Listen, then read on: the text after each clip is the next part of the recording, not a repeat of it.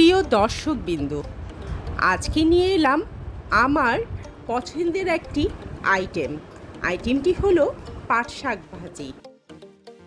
চলুন দেখে নেই খুব সহজে কিভাবে পাট শাক ভাজি মজা করে তৈরি করা যায়।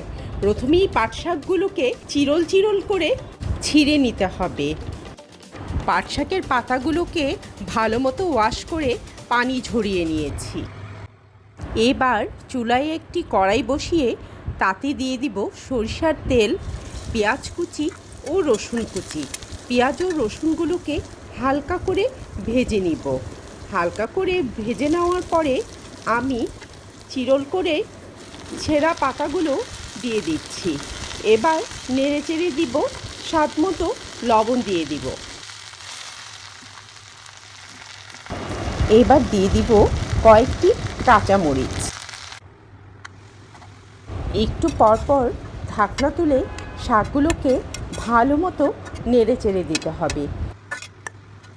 আপনারা কারা কারা এভাবে করে পাট শাক ভাজি করে থাকেন কমেন্ট করে অবশ্যই জানাবেন।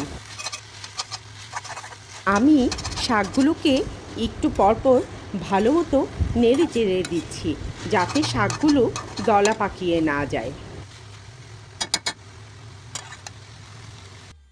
তৈরি হয়ে গেল মজাদার পাট শাক ভাজি। ভিডিওটি ভালো লেগে থাকলে অবশ্যই লাইক করবেন। আল্লাহ হাফেজ।